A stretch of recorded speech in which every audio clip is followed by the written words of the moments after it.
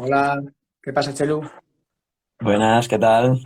Muy bien, muy contento de estar aquí. ¿Qué te cuentas tú? Pues mira, aquí me quedo en la escuelita. Aquí hemos terminado. Digo, venga, me quedo aquí ya para hacer esto. Genial. Bueno, pues nada. Oye, sobre todo, muchas gracias por dedicar un rato a estar aquí, especialmente después de acabar el porrón de horas que llevas ahí en la escuela, ¿no? Y bueno, para mí es una suerte que estés aquí y creo que para la gente que puede ver esto, pues también una suerte poder. No sé, estaba comentando ahora antes de que vinieses que igual de la educación alternativa o libertaria quizás es lo que más cerca he tenido y a la vez lo que menos conozco, ¿no? A efectos prácticos. Entonces, bueno, soy un poco egoísta a veces con los directos y creo que siempre me sirven sobre todo a mí, ¿no? Para seguir aprendiendo. Así que nada, bienvenido. Sí, yo creo que aprovecho eso que dices, que muchas veces, pues desde los entornos libertarios, ¿no? Nombramos a determinadas escuelas o determinados proyectos, Ferrer y Guardia, Paideia, no sé qué, y realmente no sabemos muy bien qué ocurre allí dentro o qué ocurrió, pero es como, estos son nuestros referentes, aunque no sepamos muy bien qué quiere decir eso, ni lo que conlleva, ni sus limitaciones, sus posibilidades, pero estos son, ¿no? Entonces como que sí, hay cosas que tenemos cerca, ¿no? Y realmente la desconocemos, ¿no? Y a la vez me doy cuenta que igual lo que más cerca tengo ahora mismo es toda esta corriente Montessori por amigas mías que trabajan ahí y que Mm. me cuentan, ¿no? Y a lo mejor Ya, indirectamente es lo que más estoy conociendo, ¿no? Así que, ya. bueno. Bueno, para quien no conozca a Chelu, creo que hace ya un tiempo que nos conocemos y que, bueno, eres una persona que desde que conozco llevas trabajando, has estado primero acompañando en la tribu, en la Escuela Libre de Madrid, ahora en Chimereta, en Iruña, y luego pues también haces asesorías y haces formaciones en torno a estos temas. Y eres padre, Ujú. que me imagino que eso es lo que más escuela da al final, ¿no? Que la teoría es muy guay, pero la práctica creo que es como ya otro mundo por lo menos en las cosas en las que yo trabajo, ¿no? Y bueno, y escribiste un libro también que se lleva moviendo un montón de años, que también es bastante referente en este aspecto, que se llama Dejadnos aprender. Y bueno, pues esta es un poco la presentación que tenemos de ti. Y no sé, si te parece, un poco para empezar, lo que me gustaría preguntarte es qué es eso de la educación alternativa, ¿no? O sea, ¿en qué consiste? ¿De dónde sale? Porque pienso alternativo, ¿a qué es alternativo y de qué se basa? Bueno, si nos quieres contar, sería guay. Vale, como no estoy muy acostumbrado a los directos, me he hecho un pequeño guión para Ujú, que, no sé, los nervios no me provocaran algunas ideas que me parecen importantes. ujú. Así que permitirme eso. ¿Se escucha bien? ¿Se ve bien? ¿Todo bien? Todo de maravilla. Va, pues tiramos. Vale, ¿qué es la educación alternativa? Yo creo que todos los años que llevo investigando sobre diferentes pedagogías, pocas veces me he encontrado con una definición de qué es educación alternativa, ¿no? Entonces, un trabajo interesante sería buscar el origen del término, en dónde surgió, de parte de quién y en qué contexto, ¿no? Creo que eso sería clarificador, porque ahora mismo la sensación que yo tengo es que es algo vacío de contenido. Es algo que engloba mucho, pero realmente dice poco. O a lo mejor dice mucho con poco, no lo sé. Mm. Yo, como no sé cuál es como no conozco definiciones de qué es la educación alternativa, para mí, lo que para mí la educación alternativa es aquella que se da en las escuelas que no siguen el currículum oficial del Estado. Y siendo el currículum oficial del Estado la normativa del Ministerio de Educación que prescribe, que obliga a unos determinados objetivos, contenidos, es decir, la que dice qué aprender y cuándo aprender. Entonces, para mí, toda aquella escuela que no eh, siga ese currículum es alternativa. Ok. Para mí, sería una escuela alternativa, ¿no? La que no sigue esos objetivos y esos contenidos. Claro, eso provoca que pueda englobar una diversidad desde una escuela libertaria hasta unas familias del Opus, que decidan montar una escuela para hablar de creacionismo y de porque no seguirían ese currículum. Entonces, Bueno, eh, esa sería para mí una definición de educación alternativa. Y de forma paralela y complementaria, hay unos elementos comunes, porque claro, esta definición no recoge a la escuela estatal, a la escuela pública, ni a la escuela estatal, ni a la concertada, ni a la privada. Eh, pero hay, paralelamente, de forma complementaria, como digo, hay unos rasgos comunes en los que ya sí se podría incluir a tanto escuelas alternativas como escuelas estatales, concertadas y privadas, que son unos principios, por ejemplo, la educación activa. La educación activa quiere decir que en mayor o menor medida las peques toman el protagonismo de qué aprender, cuándo aprender, durante cuánto tiempo, con quién, en qué espacio, y vivencial, activo y vivencial, como unos principios. Después, también comparten unas determinadas metodologías y materiales, unas estrategias comunicativas de relación actitudinales y una atención al desarrollo personal. Esas son características comunes, pero que incluirían también escuelas estatales, o sea, las que siguen el currículum oficial, ¿no? Pero, insisto, para mí educación alternativa es la que no sigue el currículum. Ahora bien, dentro de todo ese espectro, yo me siento afín a la pedagogía libertaria. ¿Por qué? Por la finalidad, por su finalidad. Porque creo que muchas veces con metodologías o materiales muy ecológicos y muy bonitos se nos olvida el para qué hacemos esto. Incluso el cómo muchas veces invisibiliza al para qué. Entonces, el para qué es lo importante. Y para mí lo que aporta la pedagogía libertaria es el para qué es para una transformación social, creando unas estructuras organizativas de aprendizaje basadas en el apoyo mutuo, la libertad responsable, la horizontalidad, etcétera, etcétera, etcétera. Esa es la finalidad, ¿no? Eh, por medio de politizar la educación. Por medio de politizar la educación. Sería ya, excedería del tiempo que tenemos el cómo conjugamos el acompañamiento respetuoso con politizar la educación, por ejemplo. Para mí no es excluyente, porque se puede politizar la no directividad, por ejemplo, se puede politizar el acompañamiento respetuoso. Bueno, eso a lo mejor es más complejo, ¿no? Requiere ya un análisis más profundo, pero creo que se pueden complementar diferentes modelos, diferentes modelos. Y después, otra de lo que aporta la pedagogía libertaria es el énfasis no solo en el desarrollo individual, sino en lo colectivo, en la transformación social colectiva.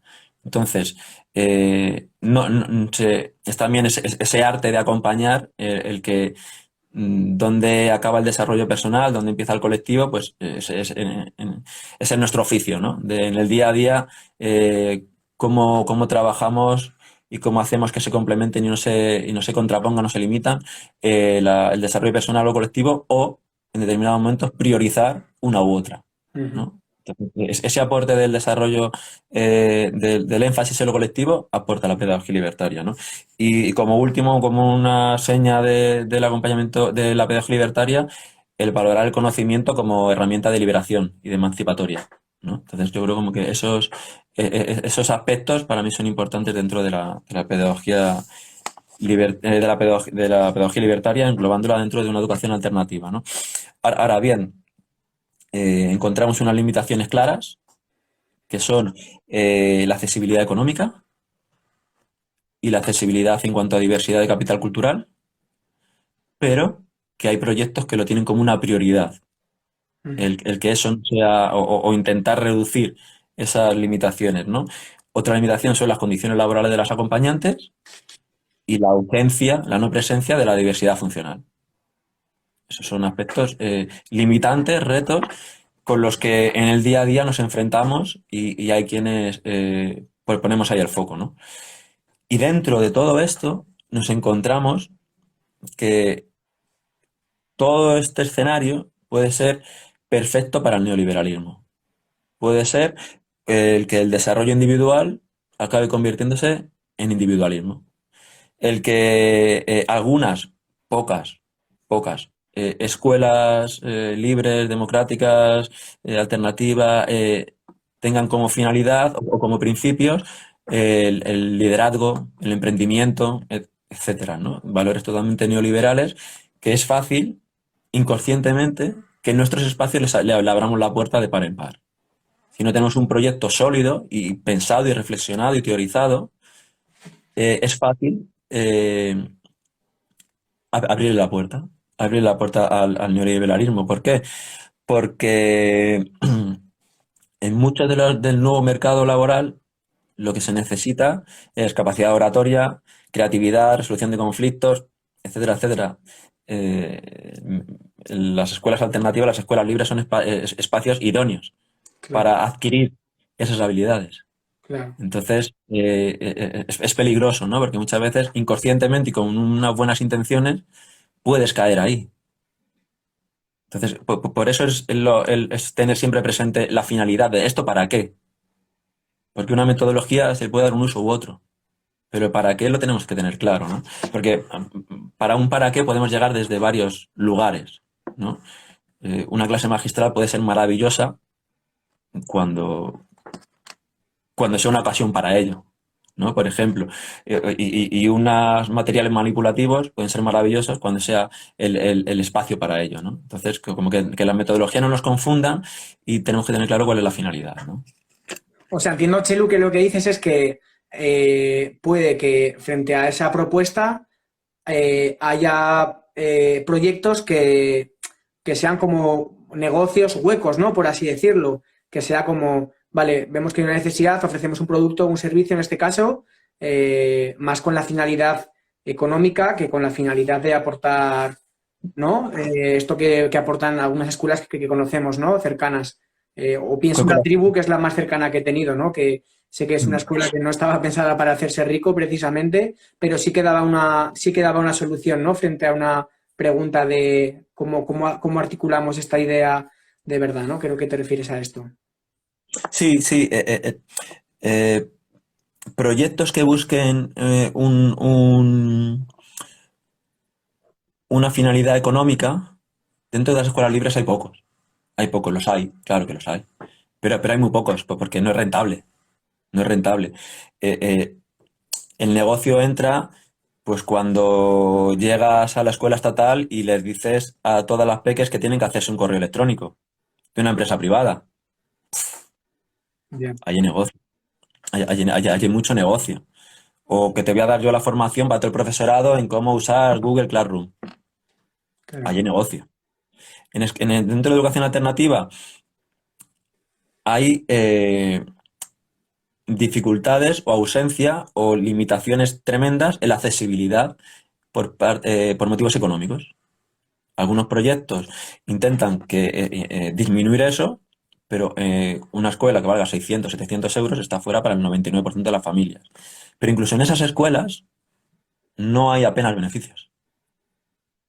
Porque claro, eh, la inmensa mayoría de los ingresos se van en los salarios.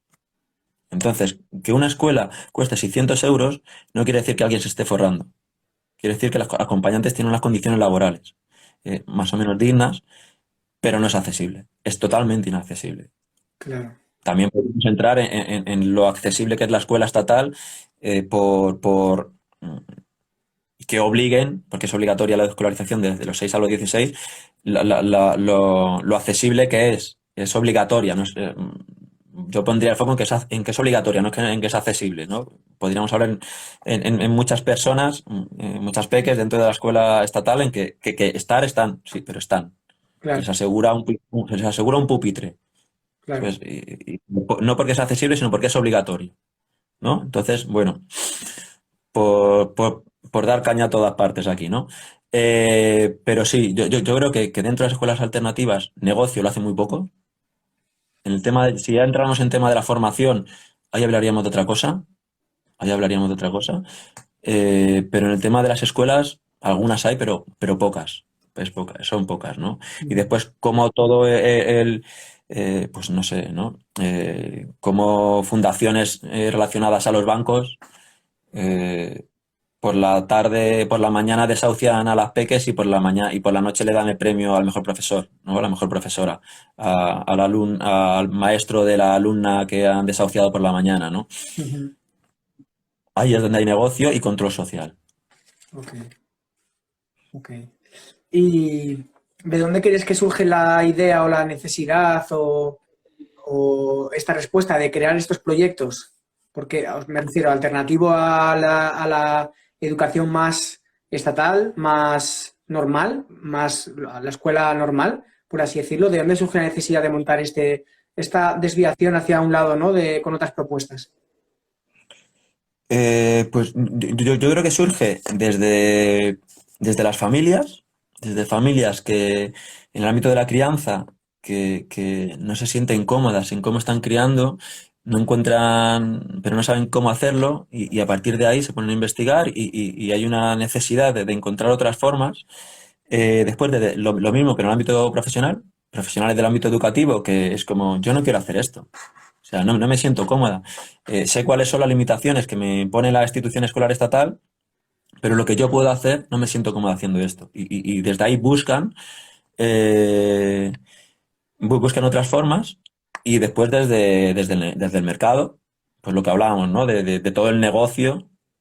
Anda que no ha habido negocio con la pandemia en las tecnologías, en el ámbito educativo, ¿no? Y lo que hablaba del nuevo perfil laboral de oratoria, creatividad y de control social. O sea, en estos proyectos se pone un énfasis especial en el ámbito emocional y claro, control social es todo el mercado de la felicidad, el mercado si no triunfas en la vida es porque no quieres, pues todo eso, bueno, está presente en estos ámbitos, ¿no? Está presente en estos ámbitos. Ujú.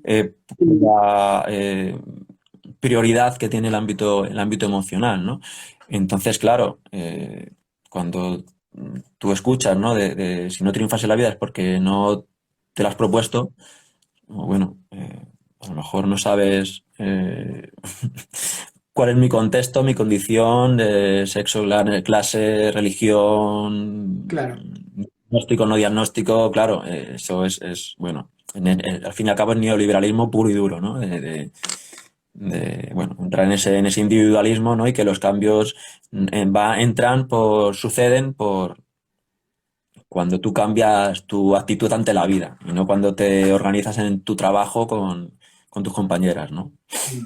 Que creo que está muy guay cuando se puede, pero que a veces esto como que viene de un desarrollo personal como muy barato, ¿no? Y que no contempla, yo siempre digo, como lo cuento es, a veces partimos de la base de que todo el mundo partimos de la misma base y no es así, ¿no? Se nos olvidan mogollón Eso es. de cosas que atraviesan a una persona y que esa misma frasecita de tú puedes y no sé qué, a no todo el mundo le encaja igual, ¿no? Hay gente a la que sí, estoy seguro, hay gente a la que sí, Mm, pero hay gente a la que sí. no y bueno, creo que hay que tenerlo en cuenta, claro.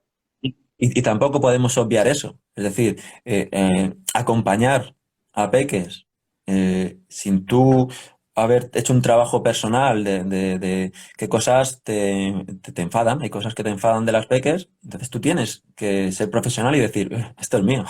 Esto es mi mochila vital de vivencias, por lo que sea. A mí, o miedos, o decir, bueno, esto es trabajo mío. Esto es parte de mi oficio, saber acompañar situaciones que a mí me remueven especialmente por determinadas cuestiones. Porque te tocan de Eso es cerca por lo que sea, ¿no? por lo que te toque, por los motivos que sean, ¿no? Pero eso es un trabajo tú que tienes que hacer, pero eso no obvia a a que te organices en tu trabajo para conseguir conquistas sociales, ni las conquistas sociales se van a conseguir si no nos miramos nuestras cositas. Ujú. Y nos lo miramos colectivamente también, ¿eh? Que esto del autocuidado, bueno, sustituyamos el autocuidado por cuidados colectivos, ¿no? Claro. Entonces, como que todo esto no puede reducirse a un a un análisis simple, porque es complejo. Es una realidad compleja que requiere de análisis complejos, ¿no? Ok.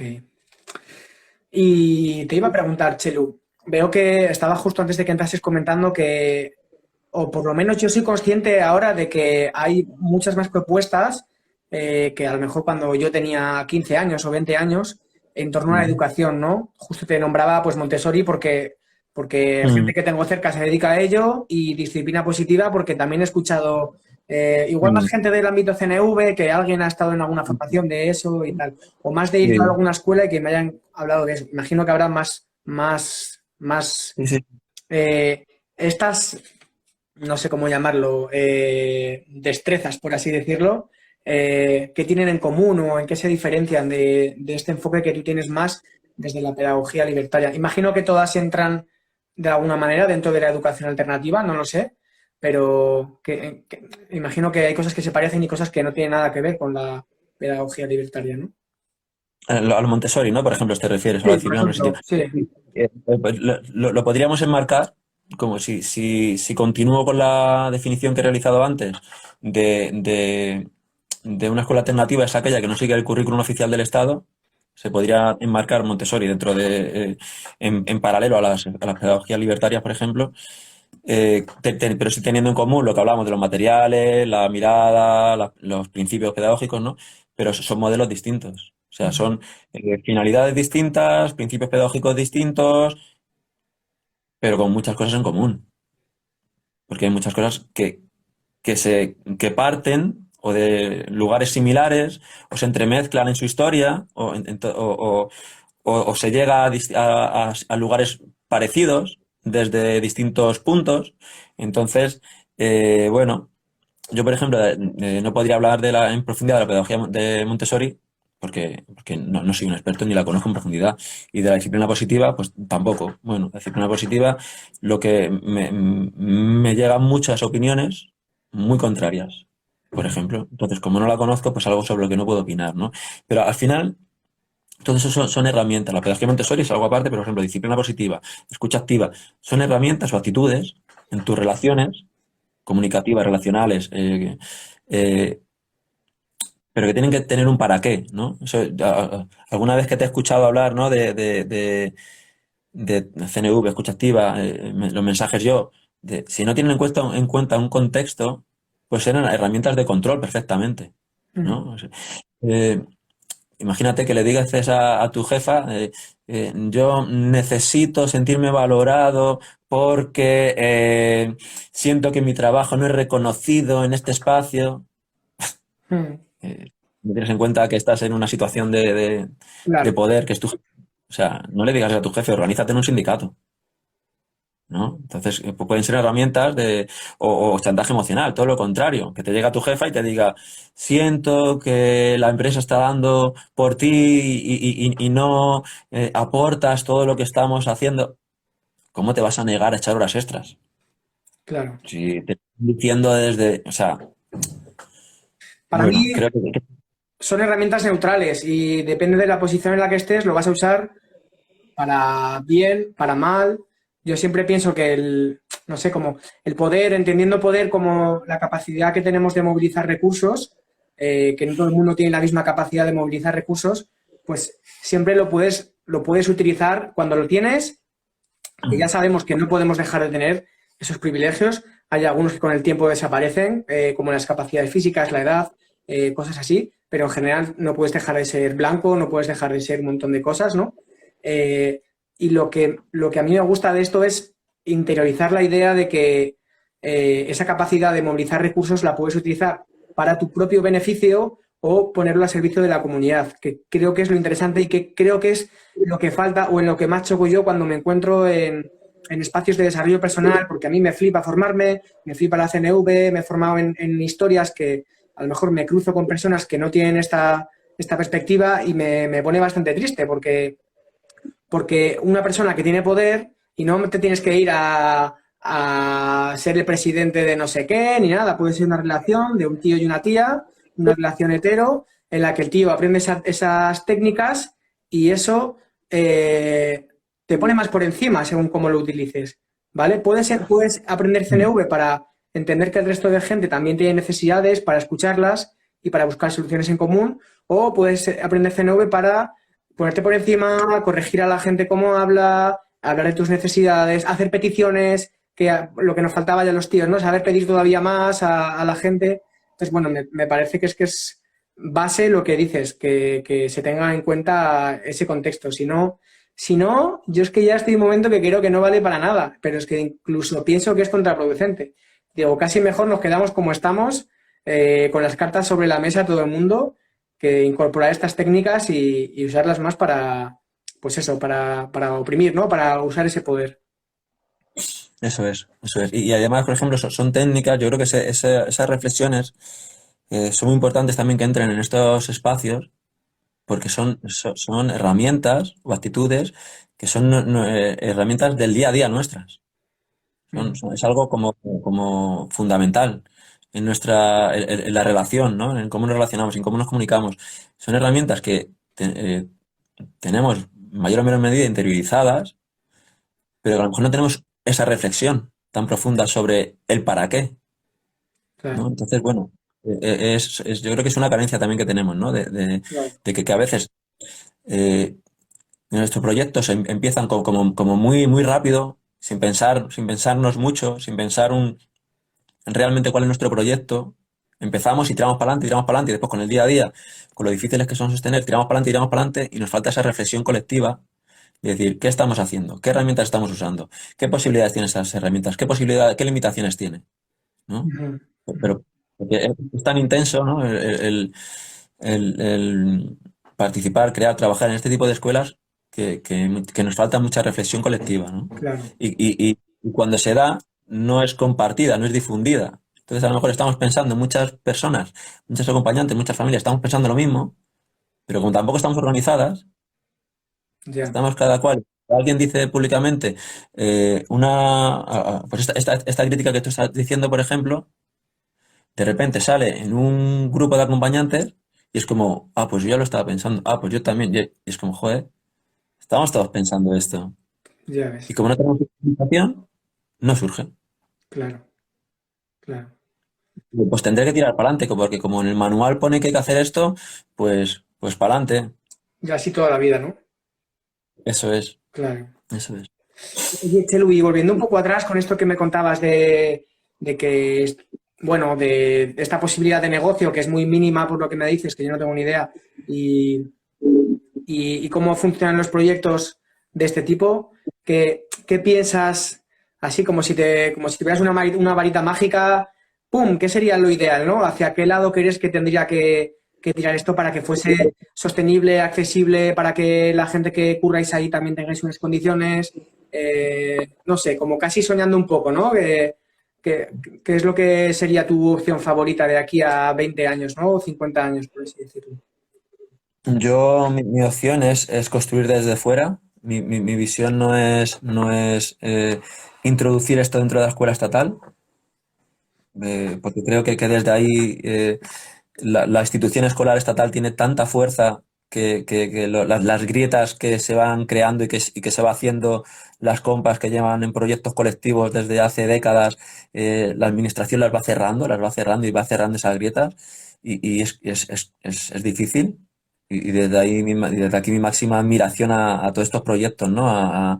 Desde proyectos en sí como Trabenco en Leganés, que lleva décadas eh, trabajando luchando contra la administración, hasta profesionales que siguen después de décadas y décadas enfrentándose todos los días contra el mismo muro, pero siguen ahí, es como, madre mía, compas, sois increíbles, ¿no? Y cómo seguís, Gaico, con todo esto, pero mi lucha no está ahí,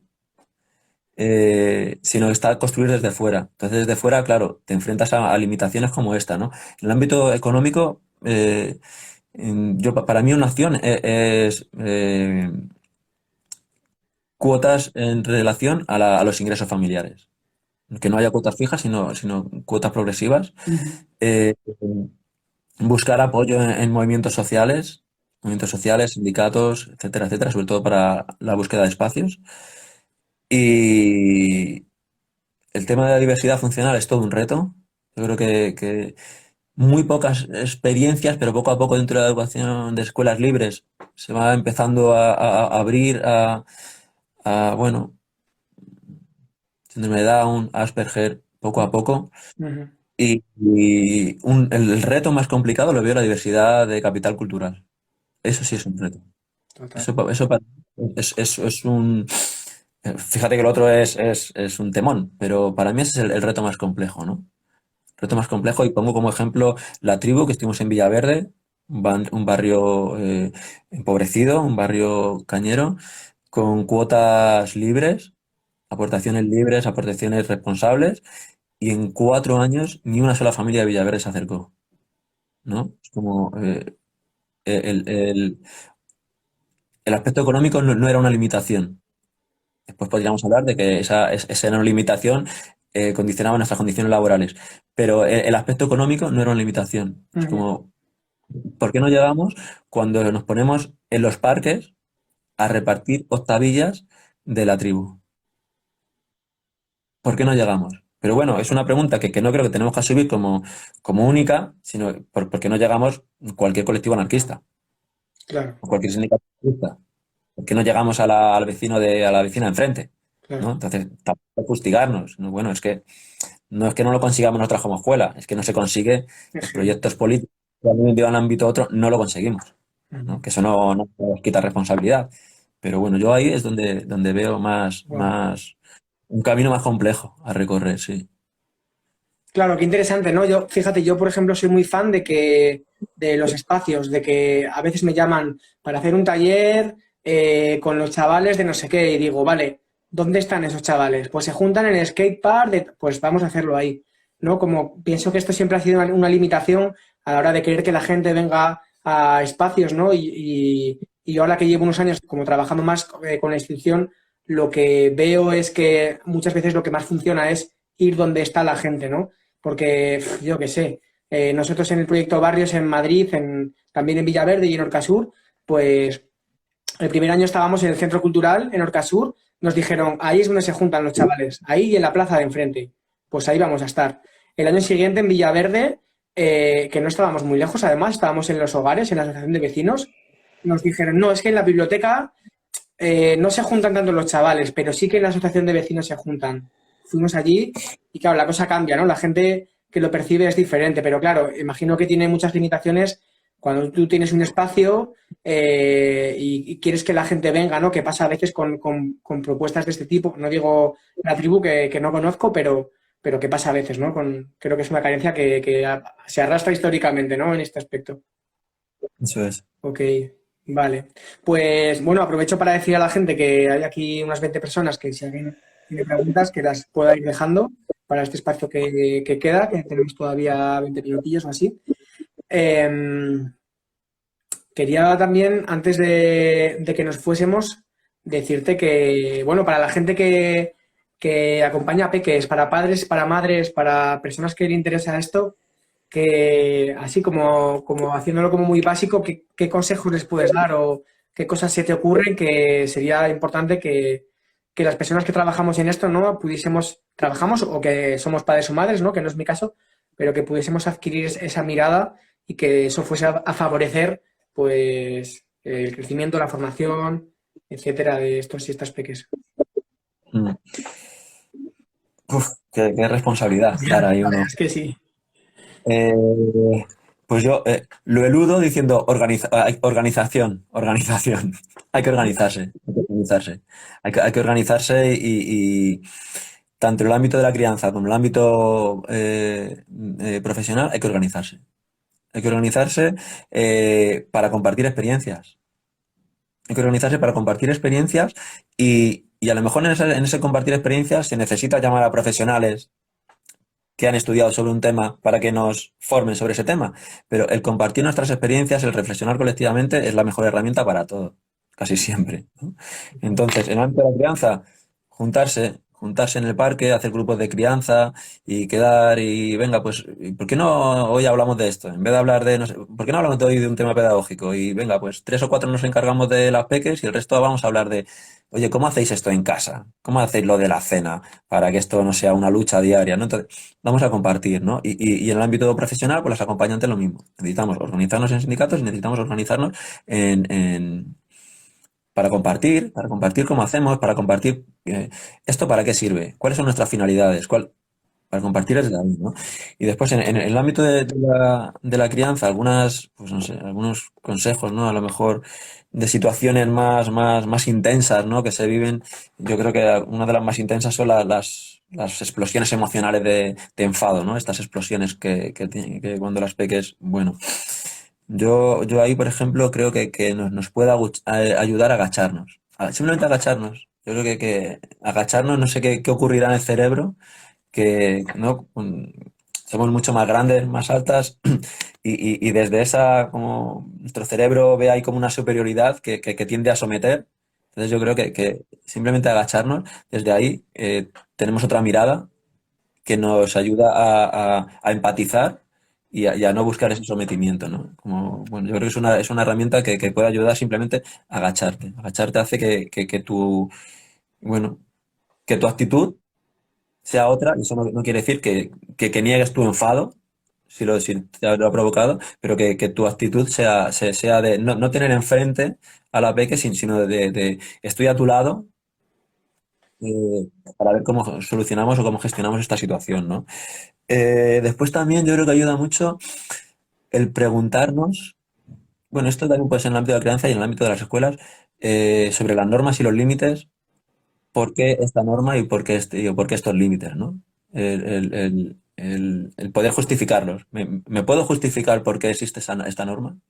Y después el preguntarme si doy alternativas a esta limitación que estoy poniendo, ¿no? Entonces, bueno, el de vez en cuando reflexionar sobre el por qué determinadas normas, creo que también nos puede ayudar a decir, "Puf, si llevamos no sé cuánto tiempo haciendo eh, con esta norma que ya no es necesaria. A lo mejor hace un año lo era por unas necesidades que había, pero ahora no. Y lo hemos ido arrastrando y esto la verdad es que no tiene ningún sentido. Y es que además es que no me siento cómoda y pues el replantearnos el por qué hacemos esto, ¿no? Y después también creo que ayuda, sobre todo en la crianza, el no intentar buscar la palabra para todo. El no, porque muchas veces yo creo que intentamos el convencer, ¿no?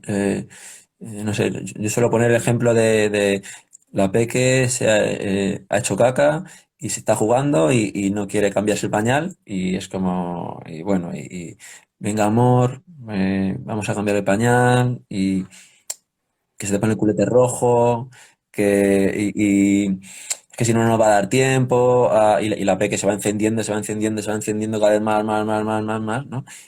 O sea, ¿cuántas veces ha ocurrido en la historia de la humanidad que ha llegado una peque y ha dicho, mamá, tienes razón, se me pone el culete rojo, voy a parar de jugar para ir a... O sea, Lo que quieras, ¿no? sí, vale. La peque se pone cada vez más nerviosa, con más estrés, la adulta también, y eso acaba al final en una situación de amenazas, chantajes, bueno, premios, castigos, etcétera, etcétera, ¿no? Entonces, ¿por qué digo esto? Porque muchas veces, sobre todo en peques muy peques, un límite físico es mucho más respetuoso que un sermón que al final es y todo sé qué y no sé qué, que acaba en un chantaje emocional. Entonces, muchas veces un límite físico es mucho más respetuoso porque da claridad, no provoca una incertidumbre, una angustia de ver cómo va a acabar esto, sino yo creo que eso también es algo que como queremos huir de toda la represión, ¿no? De toda esta tradición franquista de la letra con sangre entra y el castigo y el golpe y tal, pues creemos que lo opuesto es eh, intentar convencer para todo, intentar justificarnos de todo. Y ahí, bueno, nos tenemos que responsabilizar de que hay determinadas cuestiones que decidimos las adultas, pero porque somos las responsables del cuidado de la peque, ya sea en el ámbito de la escuela o en el ámbito del hogar, ¿no? Como que hay responsabilidades que nos corresponden a nosotras. Y no podemos eludir esas responsabilidades. No Claro, podemos dejar esa responsabilidad en peques de 4 años, como no, no, esta es mi responsabilidad. No, claro. no te cargues tú con eso, ¿no? Cuando dices límite físico, te refieres a coges al peque y le explicas que le vas a cambiar.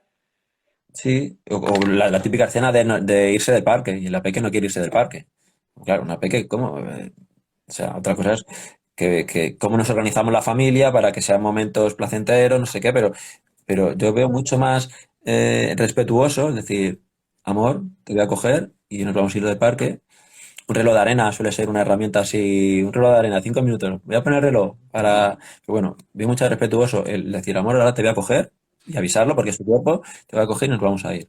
Y seguramente venga un enfado y insultos o pataleo, ¿vale? Pero muchas veces es más respetuoso eso, que nos tiramos media hora en una lucha de que sí que si no, porque al final va a acabar con chantajes, amenazas, premios, castigos, no sé qué, y media hora que la Peque ha estado sin estar jugando realmente. Porque está en una tensión de decir, Claro, esto no es una incertidumbre de no sé qué va a ocurrir aquí, ¿no? Entonces, es nuestra responsabilidad el que eso no ocurra, total. el aportar claridad y aportar seguridad en lo que va a ocurrir, que haya una certidumbre, no una incertidumbre de no sé qué va a pasar aquí, o una arbitrariedad, de esto que depende de lo que yo lo luche, va a depender de que nos vayamos a las 8 o a las 10. Bueno, no pueden depender de eso, ¿no? Porque es nuestra responsabilidad. Claro.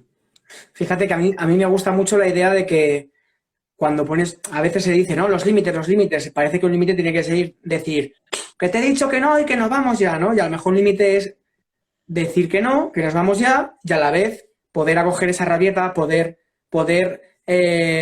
legitimar ese enfado que tiene, pues porque te apetecía quedarte en el parque jugando, si es que lo entiendo perfectamente. Y es verdad que a la vez nos tenemos que ir y aquí no hay diálogo que valga, o lo puede haber flexibilidad un rato, está claro.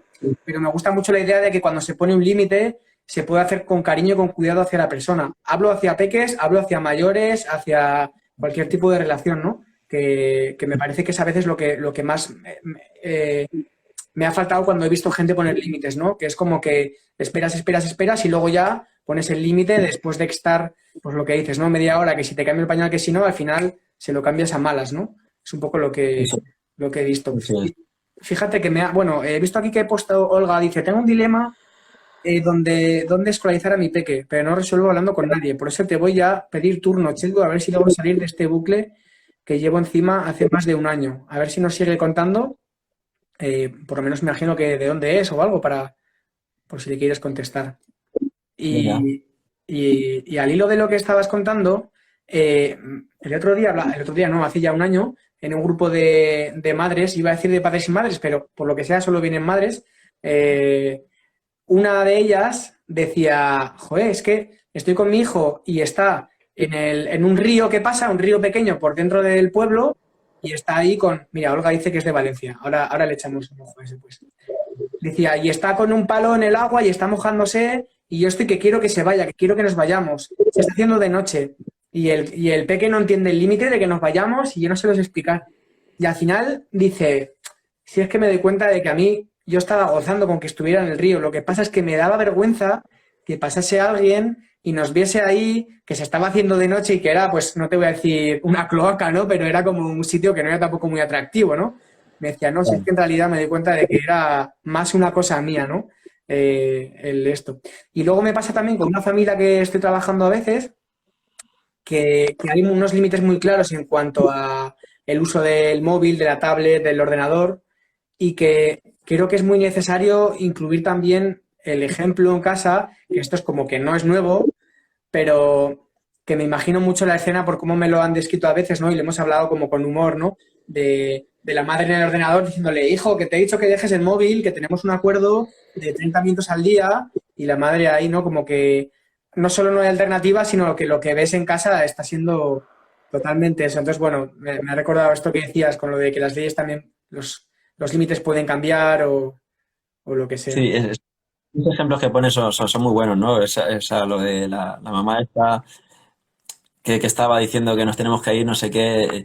¿A quién le está hablando? ¿Le está hablando a la peque o le está hablando a la adulta que está pasando por ahí, ¿no? Que muchas veces es como necesito buscar una justificación para que no piensen que soy negligente en los cuidados, ¿no? Claro, Bueno, pues eso también, pues, tanto machaque, ¿no? Que desde en cuanto nos salimos un poco de la crianza así tradicional, pues claro, pues es difícil, ¿no? Mira, aprovecho también para que tanto machaque que en cuanto te sales un poco de la crianza más hegemónica, cuánto se machaca, pero cuánto se machaca también con mucha ortodoxia desde si no haces el decálogo de parto en casa, lactancia materna, demanda, colecho, escuela libre, no sé qué, no entras en el club de las familias perfectas, ¿no?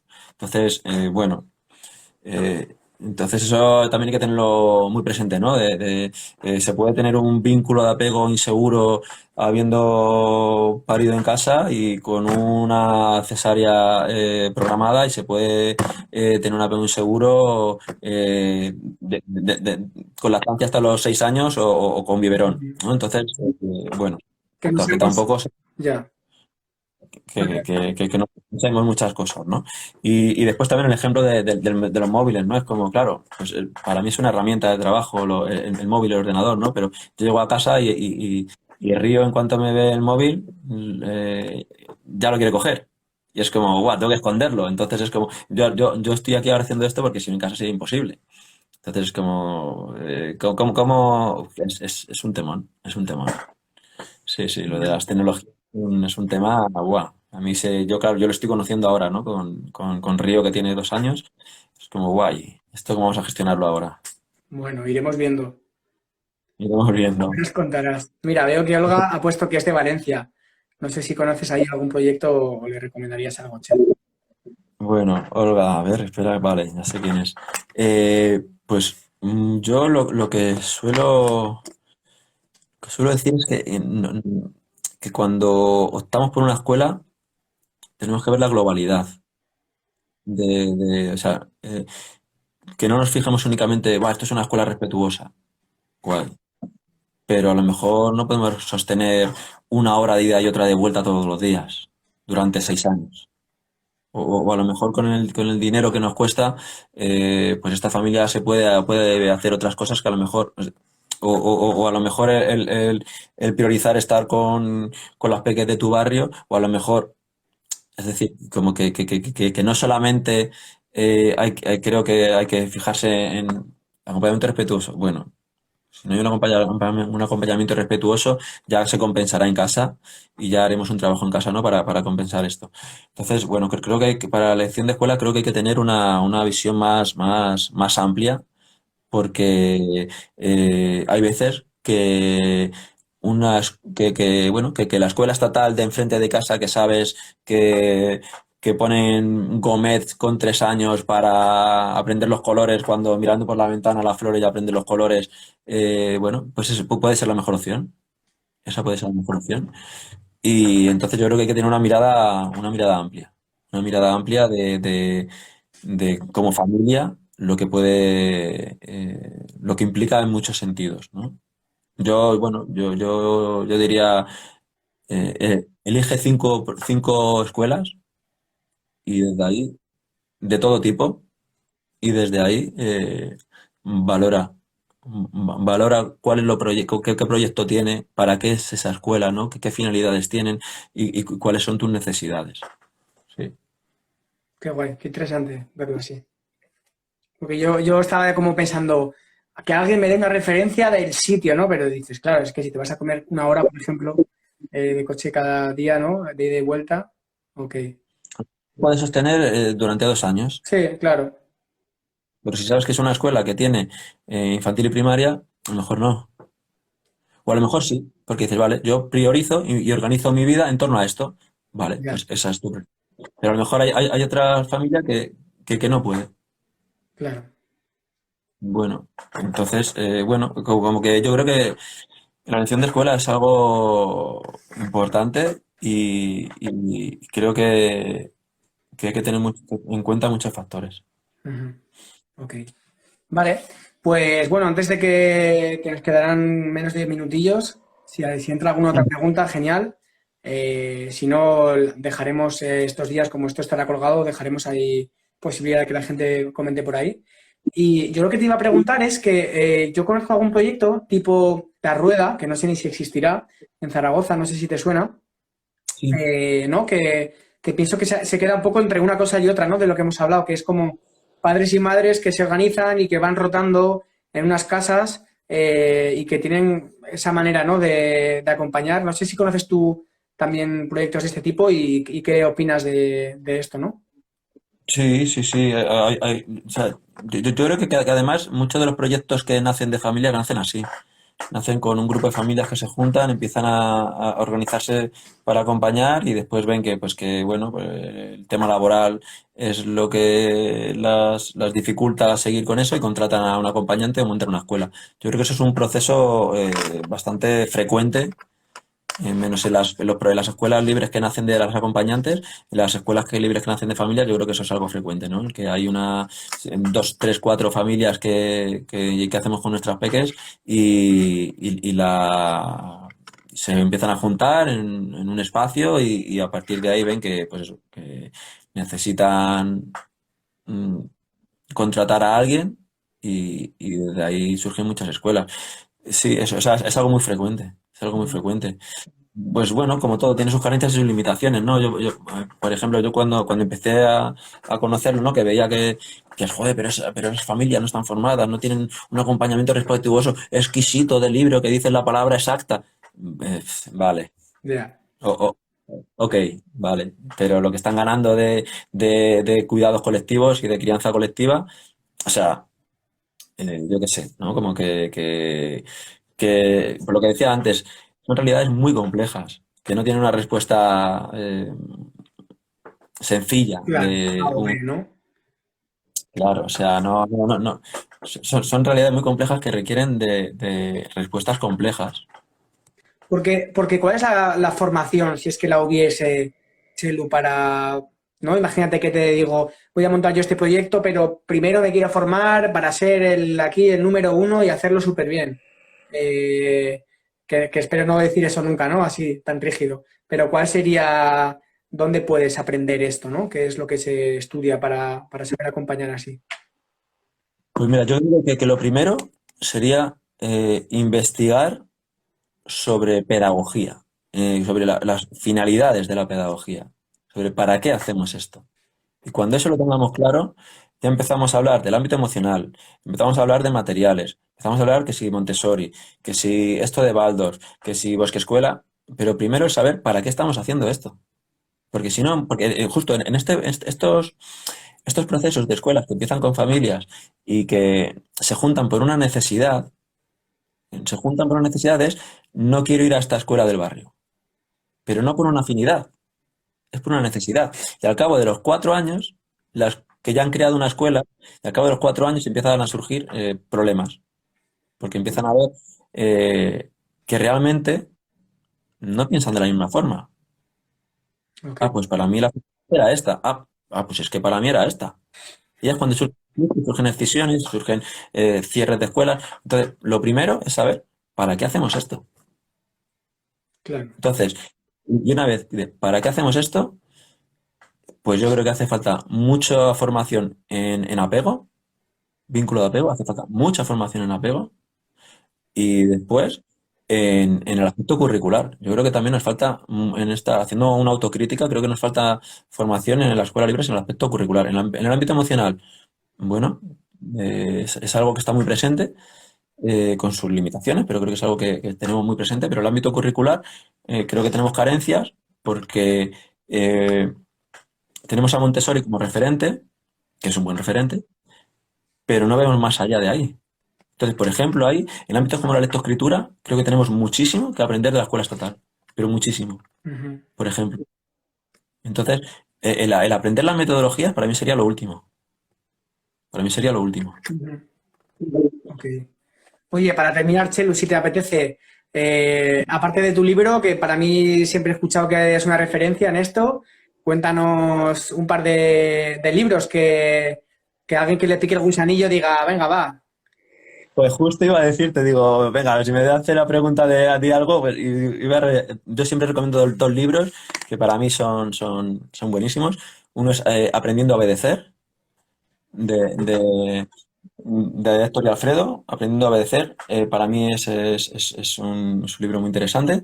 Y después uno que para mí estoy deseando tener tiempo para volver a releer, es el de Nada por sentado, de las compas de Guaira, en Salamanca, Guaira, Wayra, Nada por sentado. Para mí esos dos libros son clave. Son dos libros clave que como para releer en bucle. Ujú, Para releer. O sea, yo usaría esos dos libros en el ámbito de las profesionales para estudiarlos y pensar sobre ellos. Ok. Qué bien, pues qué montón de recursos, tío. Qué bien. Vale. Sí, los dejaré aquí también escritos para que la gente los pueda leer.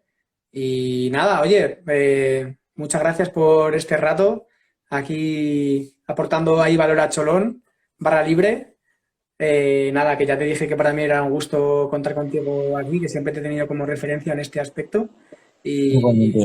bueno, espero que a la gente le pueda también servir, por un lado, los consejos y por otro lado, ¿no? El ver que esto existe y cómo se puede articular y demás. Y nada, quien esté viendo esto tanto ahora como en un futuro grabado, pues que vaya ahí a la cuenta de Chelu, que está contando cosas y compartiendo cosas interesantes y que no le deje seguir, que al paso que va, cuando tenga 50 años, yo creo que ya tendrá, bueno, una carrera ahí muy, muy guapa. Podemos aprender mucho. Muchas gracias, Chelu. Gracias. Un placer. Chao. Adiós a todo el mundo.